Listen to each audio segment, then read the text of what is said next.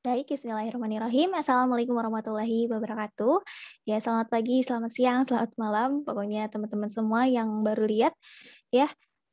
Insya Allah di sini Teteh mau ngasih mengenai pembahasan dari tugas ikatan kimia kemarin yang Teteh berikan. Gimana semuanya udah pada ngerjain? Jadi nanti kalau udah ngerjain, kalian bisa cek juga ya berapa benarnya, berapa salahnya, agar jadi bahan evaluasi buat kalian. Mana yang belum ngerti, mana yang sudah ngerti. Nah, kalau misalkan ada yang belum mengerti, bisa ditanyakan ya, chat teteh bisa juga, atau misalkan cari-cari nih di internet banyak kok buat latihan soal. Nah, mungkin ini rekaman buat kelas B dan juga kelas A, karena tadi kelas A ada kesalahan teknis di akhir, jadi bisa diulang lagi ya untuk dilihat kembali. Di sini ada 5 soal yang kemarin ya. Kita lihat yang nomor 1. Nomor 1 ini soalnya berapa elektron yang dapat dilepaskan atau diterima unsur-unsur berikut untuk mencapai kestabilan. Nah, di mana kita lihat nih, kestabilan itu apa? Kita harus ingat aturan oktet ya, yang udah dibahas kemarin. Coba, untuk langkah pertamanya kita harus apa? Kita harus menentukan elektron valensinya. Masih ingat kan elektron valensi itu apa? Ya, elektron yang berada di kulit terluar atau kulit terakhir.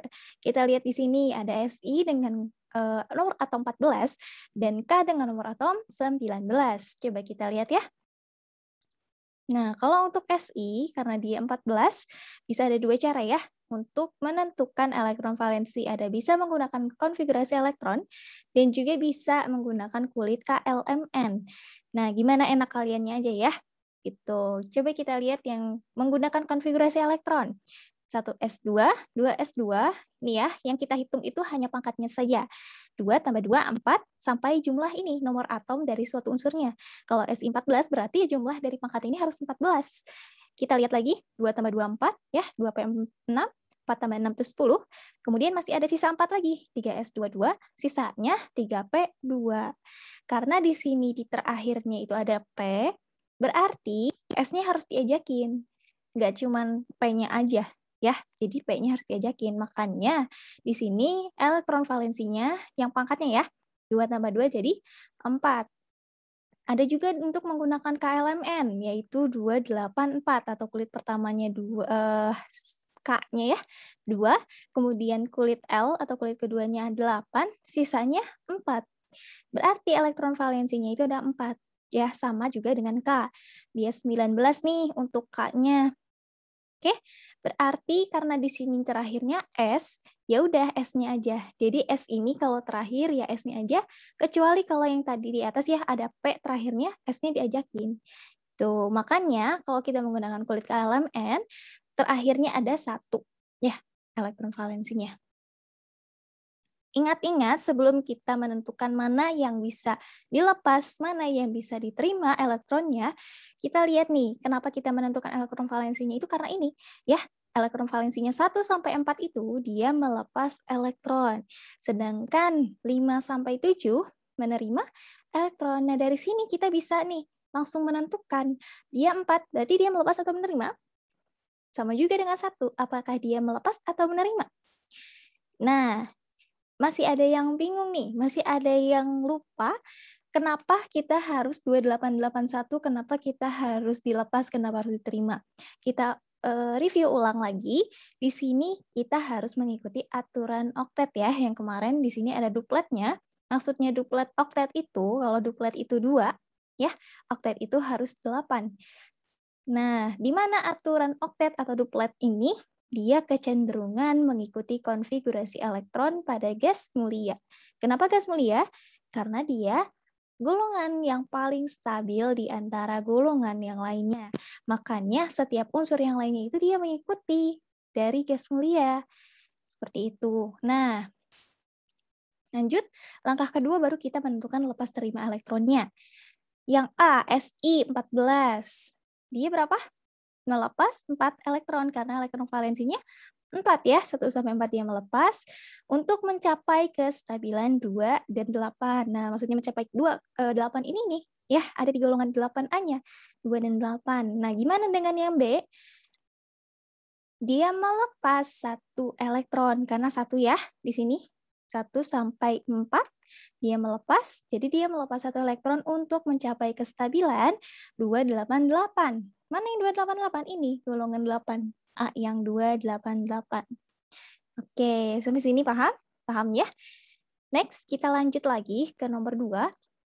Yaitu gambarkan rumus Lewis dari unsur-unsur di bawah ini. Biasanya kemarin kan contohnya senyawa. Ini lebih mudah lagi nih. Unsur-unsur yang disuruh. Unsur itu satu ya, kalau senyawa itu beberapa unsur. Karena ini F dan S cuma satu, berarti dia unsur. Terus gimana langkahnya? Yaitu yang pertama pasti tentukan elektron valensinya dulu. F, ada yang bisa nebak berapa? Dan S, sama ya seperti nomor 1, caranya. Nah, di sini kita dapat untuk F itu 7, ya. Untuk S itu 6 elektron valensinya. Untuk mengecek apakah benar atau enggaknya, kita lihat lagi F itu golongan berapa? Dia golongan 7A. Di sini kita dapat elektron valensinya 7, berarti benar. Nah, sama halnya dengan S juga di sini. Ya, karena dia di sini didapatkan 6, apakah dia golongan 6 juga? Kalau benar, berarti betul jawabannya. Lalu bagaimana lagi langkah yang kedua, yaitu gambarkan rumus Lewis-nya. Masih ingat rumus Lewis itu apa? Rumus Lewis atau struktur Lewis itu sama aja. Jadi kita menggambarkan jumlah elektron valensi dari suatu unsurnya. Nih, kan udah dapat nih elektron valensinya berapa. F yaitu ada 7 dan S itu ada 6. Didapatlah F seperti ini ya, 1, 2, 3, 4, 5, 6, 7. Kalau S, karena 6, kita gambar 6. 1, 2, 3, 4, 5, 6. Apakah F dan S ini bisa disatukan? Bisa. Jadi kayak gini gambarnya. Nah, karena ini bukan termasuk soal ya, tapi ini hanya pengetahuan saja, kalau F dengan S disatuin itu bisa. Jadi, di sini S ini dilambangkan dengan yang X ya. Kalau yang F itu dilambangkan dengan titik, dia berikatan dengan satu tangan S, dan sisanya ini, dia ada 2. Biasanya ada yang menyebutkan nih, karena dia sama-sama punya S, dia itu atau tidak berikatan dengan unsur lain disebutnya ikatan bebas, atau biasa disebut tuh PEB. Ya. Kalau yang I, ini nih, dia berikatan, biasanya disebut PEI, PEI, PEB, PEI. Jadi kalau ditanyain PEB-nya 1, PEI-nya berapa? 1, 2, 3, 4. Biasanya gitu, tapi jarang ya. Ini biasanya nanti untuk menentukan bentuk molekulnya. Oke, lanjut lagi untuk nomor 3. Mohon maaf, sebentar, nomor 3. Mana ya nomor 3? Jadi nomor 3 ini, lanjutan ya, yaitu menentukan jenis ikatan pada senyawa berikut ini. Nah, tadi kan unsur, sekarang senyawa. Kalau senyawa itu dari beberapa unsur ya. Kita lihat yang A, ada HBr, berarti unsur H dan unsur Br. Sedangkan B, MgH2, berarti unsur Mg dan unsur H. Bagaimana langkahnya untuk menentukan jenis ikatan? Nah, itu tentukan sifat masing-masing unsurnya dulu. Kan ini senyawa nih, ya. Kita lihat nih, unsur H dia sifatnya apa? Br dia sifatnya apa? Ingat yang ini udah dituliskan? Kita lihat ya pada tabel ini, di mana yang tabel merah berwarna merah ini, dia termasuk unsur yang bersifat non-logam.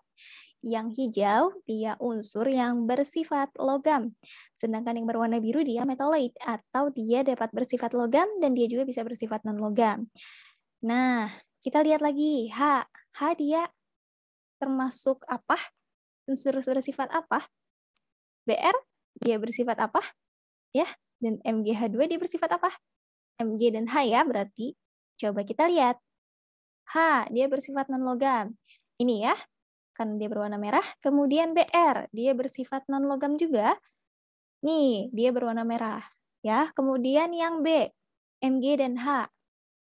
Mg dia bersifat apa? Hijau nih, logam. Sedangkan H, dia bersifat non-logam. Oke, dari situ kita bisa menentukan jenis ikatannya. Masih ingat apa? Gimana? Ini dia. Jika dia disebut ikatan ion, jika dia terdiri dari unsur logam dan non-logam. Sedangkan kovalen ya, ikatan kovalen, dia itu ikatan antara sesama non-logam. Sedangkan untuk ikatan logam, dia itu berikatannya antara sesama logam. Oke, itu kuncinya. Harus dihafalin ya. Antara logam dan logam, logam-logam, non-logam dan logam. Gitu. Nah, kita lihat nih, kan tadi udah ditentukan sifat unsurnya. Berarti kita tinggal menentukan jenis ikatannya. Kalau non-logam dengan non-logam, berarti dia bersifat kovalen atau ikatan kovalen. Yang MgH2, dia logam dan non-logam. Berarti dia jenis ikatannya apa? Ion. Karena ini ya, logam dan non-logam. Oke, gampang kan? Mudah? Siap, kita next lagi ke nomor 4. Nah, nomor 4 ini dengan mengacu aturan oktet, ramalkan rumus kimia senyawa yang dibentuk oleh pasangan apa ini? Unsur berikut dan tentukan ikatan yang terbentuknya. Nah, tadi ya, kayak HBr, Mg, O2 yang kayak tadi yang soal sebelumnya, itu udah dalam bentuk senyawa, udah diketahui nih, Mg-nya 1, misalkan H-nya 1. Sedangkan di sini, dia baru diberikan, misalkan kalau Na sama O dijodohin, dia akan jadi apa? Kayak gitu. Nih, kita lihat. Na dengan O. Langkah pertamanya kita menentukan muatan masing-masing. Ada yang tahu muatan itu apa? Nah, yang dimaksud dengan muatan itu, kita lihat di sini. Ya, misalkan ini tuh maksudnya panah ini mewakilkan satu golongan gini ya. Nih, misalkan panah yang ketiga, berarti golongan 3A, dan seterusnya. Golongan 1A ini, dia bermuatan +1. Maksudnya +1 itu apa? Dia kelebihan 1 elektron. Kayak tadi, sebelumnya kita udah mencari H atau Na ya, dia itu elektron valensinya 1. Di mana dia kelebihan 1 elektron gitu. Sama halnya dengan golongan 2A plus 2 nih, yang artinya dia kelebihan 2 elektron. Yang 3 dia kelebihan 3 elektron juga. Kemudian nih, plus atau minus maksudnya ini dia bagaimana temannya ya. Dia bisa kelebihan, dia juga bisa kekurangan karena dia posisinya berada di tengah. Kemudian ini golongan 5A dia bermuatan -3. Lalu apa tadi kalau plus dia kelebihan, kalau min berarti dia kekurangan. Nah, dia kekurangan 3 elektron. Sedangkan 6A dia kekurangan 2 elektron. Nah, yang dan seterusnya nih, golongan 7A dia kekurangan 1 elektron. Dan untuk golongan 8A dia tidak kelebihan atau kekurangan karena dia stabil. Oke, berarti kita tentukan nih muatan masing-masing dari unsurnya. Na mana Na? Ini ya. Golongan 1A berarti dia bermuatan +1. Sedangkan O ya, dia berada di golongan 7A yang memiliki muatan -2 atau dia menerima 2 elektron karena dia kekurangan 2 elektron. Lanjut, P dengan Cl. Kita lihat P dia golongan 5A, berarti dia kekurangan 3 elektron. Yang artinya dia bisa menerima 3 elektron. Kemudian Cl. Cl itu golongan 7A ya. Nih, dia bermuatan -1. Kekurangan -1 berarti dia bisa menerima 1 elektron. Oke. Lanjut langkah kedua, yaitu tentukan rumus kimia dan jenis ikatannya. Untuk menentukan rumus kimia, kita harus melakukan proses ikatan, yaitu menyamakan jumlah elektronnya. Kata di beda ya, ada yang 1, ada yang 2, ada yang 3, ada yang 1. Berarti di sini kita samakan nih, antara Na dengan O, P, dan Cl. Kita nomor 1 dulu ya, Na dan O. Di sini Na dia kan +1, berarti dia kelebihan 1, dia melepas 1. Berarti posisinya di kanan, karena dia melepas ya. Melepas, akhirnya dia di sini, +1E. Sedangkan O, dia menerima atau kekurangan 2. Dia posisinya ada di kiri panah dan kanan parah nih ya. Kan ini 1 elektron, yang ini 2 elektron. Kita samakan nih kedua elektronnya. Yang ini berarti dikali berapa? Agar sama kayak ini, dikali 2. Yang ini berarti dikali 1. Ya, kali 2, berarti yang dikalikan itu unsurnya ya, bukan muatannya. Jadi kalau misalkan Na kali 2 jadi 2Na. Na plus 1 jadi 2Na plus 1, bukan jadi plus 2. Ya, tapi hanya si unsurnya saja. Kemudian ini elektron, 1E dikali 2, jadi 2E. Karena yang bawah dikali 1, ya agar sama-sama 2 elektron, ya sudah, tidak harus dikalikan lagi, dikalikan 1, berarti sama saja. Kita tulis ulang. Kita coret nih antara dua elektronnya, karena sudah sama. Sisanya kita tulis di bawah, 2Na, terus O ke bawahin, 2Na plus 1, di sini O min 2. Alhasil, berarti rumus kimianya apa? Na2O, karena di sini ya ada keterangan ada 2 Na dan ada 1 O. Misalkan kalau misalkan dalam suatu senyawa itu ada yang plus dan minus ya, ada yang tambah, ada yang minus, biasanya di depan itu dia yang plus dulu. Gitu, berarti dia jadi Na dulu, Na2O. Kemudian ikatannya apa? Yang tadi ya, yang sebelumnya, di nomor sebelumnya, kalau misalkan kita lihat lagi jenis dari sifat dari suatu unsurnya. Na dia bersifat apa? Kita lihat. Bersifat logam. Oh, dia bersifat apa? Dia bersifat non-logam. Berarti antara logam dan non-logam dia akan berikatan menjadi ikatan ion. Ya, paham sampai sini? Kita lanjut lagi ke yang B. B itu P dan Cl. Sama caranya, yaitu menyamakan jumlah dari elektronnya. Karena tadi di awal kita sudah mencari ya, P itu min 3 dan Cl min 1, yang sama-sama dia kekurangan, ya, yang P itu dia bisa menerima 3 dan Cl dia bisa menerima 1, berarti posisinya dia di kiri panah, ya, di kiri panah 3E plus P, sama dengan P min 3, kemudian 1E plus Cl menghasilkan Cl min 1. Kita samakan nih elektronnya, karena yang atas 3, yang bawah 1, kita samain. Berarti gimana caranya kita samain? Yang bawah dikali 3, yang atas dikali 1. Jadi sama-sama 3 elektron ya. Gitu. Karena sama-sama 3 elektron, kita bisa coret. Seperti biasa, kita kali lagi 3, kali lagi 3, hasilnya seperti ini. P plus 3Cl, di mana akan terbentuk rumus kimia PCl3, karena di sini P-nya 1, ada 3Cl, ya, PCl3. Lalu bagaimana jenis ikatannya? Kita lihat lagi, P, dia unsur bersifat apa? Merah ya, non-logam. Sedangkan Cl, dia bersifat apa? Non-logam juga. Berarti antara non-logam dan non-logam, dia itu membentuk ikatan apa? Ikatan kovalen ya. Jadi tadi yang A itu antara logam dan non-logam dia ion. Kalau sesama non-logam dia kovalen. Nah, ini untuk bentuk struktur Lewisnya. Tapi karena di soal tidak ada ya, karena tidak disuruh, tidak diperintahkan untuk digambarkan atau untuk dibuat struktur Lewisnya. Jadi sudah selesai sampai sini. NaO, Na. Sama PCl-nya ada 3.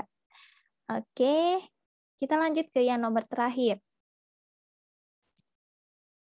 Nomor 5. Nomor 5 itu paling gampang ya. Mungkin teman-teman juga pasti udah ngerjain dan udah pasti benar. Secara singkatnya, tadi kalau kelas A katanya ikatan ion itu seperti yang sudah dijelaskan ya.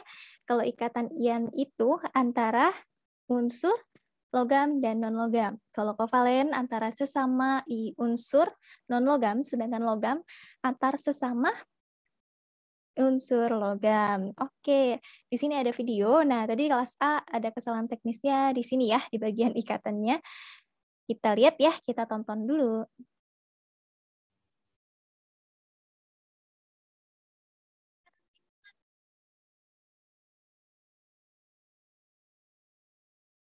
Coba sebentar ya, ditakutkannya tidak ada audionya. Kita stop dulu. Nah, tadi juga bermasalahnya karena ini ya, karena tidak ada suaranya. Nah, insya Allah akan ada suaranya sekarang. Oke, sebelumnya kita kembali dulu. Kita lanjut kita mulai ke ikatan ion ya. Ikatan kimia merupakan gaya yang mengikat dua atom atau lebih untuk membentuk senyawa kimia.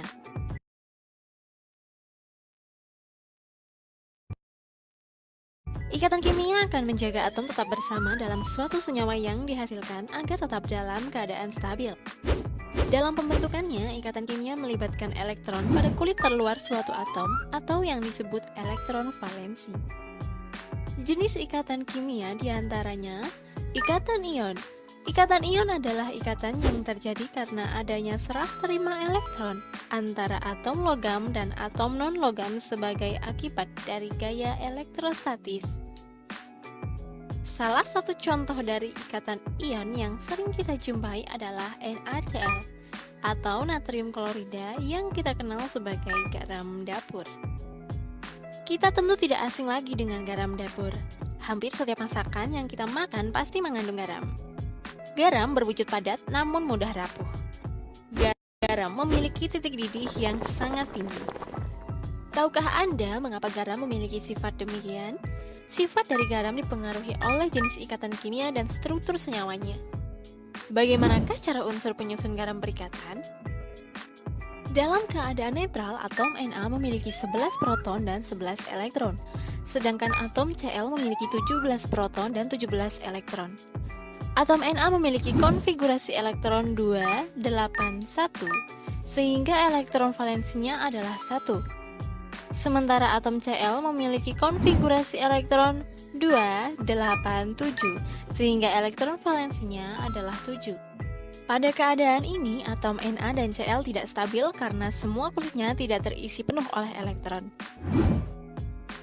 Berdasarkan kaidah oktet, untuk mencapai kestabilannya, maka atom Na harus melepaskan 1 elektron, sedangkan atom Cl membutuhkan 1 elektron. Atom Na akan memberikan 1 elektronnya pada atom Cl, sehingga atom Na akan bermuatan positif karena jumlah proton lebih banyak daripada jumlah elektron. Atom Cl akan bermuatan negatif karena jumlah proton lebih sedikit daripada jumlah elektron. Dengan demikian, atom Na dan Cl dapat mencapai kestabilannya dengan cara serah terima elektron membentuk senyawa NaCl.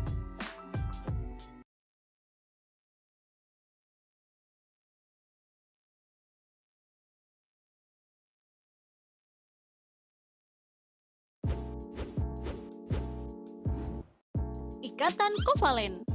Ikatan kovalen adalah ikatan yang terbentuk karena pemakaian bersama pasangan elektron oleh 2 atom yang berikatan.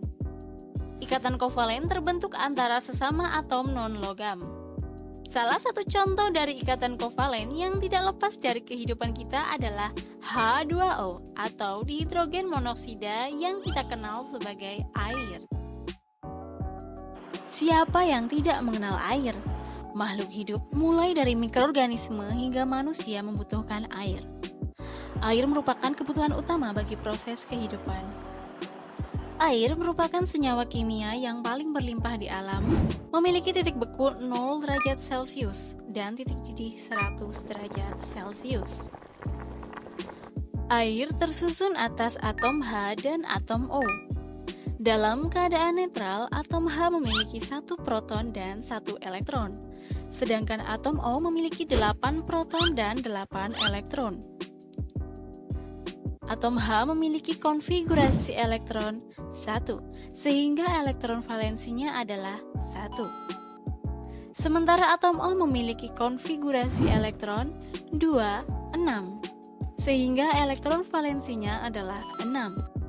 Pada keadaan ini, atom H dan O tidak stabil karena semua kulitnya tidak terisi penuh oleh elektron.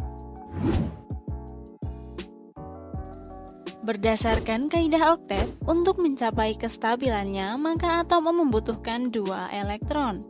Sedangkan atom H akan mengikuti kaidah duplet dengan menerima 1 elektron. Dalam ikatan kovalen, setiap atom H memiliki 1 elektron yang dipakai secara bersamaan dengan atom O. Dengan demikian, atom H dan atom O dapat mencapai kestabilannya melalui pemakaian bersama pasangan elektron membentuk senyawa H2O.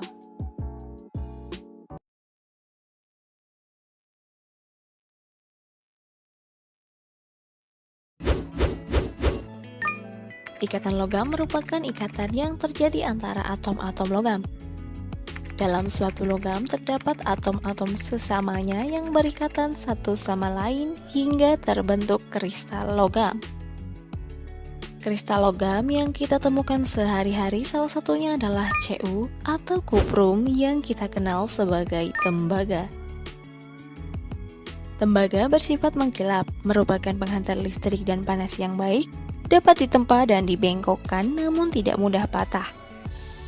Tembaga merupakan jenis logam yang paling baik digunakan untuk membuat kawat listrik. Tembaga juga biasa digunakan sebagai bahan tangki air panas, kabel listrik, serta alloy kuningan. Logam cenderung melepaskan elektron untuk mencapai kestabilan sehingga menghasilkan ion positif atau kation. Ikatan logam dijelaskan oleh teori lautan elektron dari Truth Lorentz. Menurut teori lautan elektron, kristal logam tembaga tersusun atas kumpulan kation Cu di dalam lautan elektron bermuatan negatif. Pada ikatan logam, setiap atom menyerahkan elektron valensi untuk dipakai bersama. Inti-inti atom berjarak secara beraturan sedangkan elektron seolah-olah membentuk lautan. Kation Cu tidak bergerak dan dikelilingi oleh lautan elektron valensi yang bergerak bebas dalam kristal logam. Dengan demikian, akan ada ikatan antara atom-atom yang saling berdekatan. Akibatnya, atom terikat kuat dan menjadi logam berwujud padat. Ikatan inilah yang menyebabkan tembaga tidak mudah patah.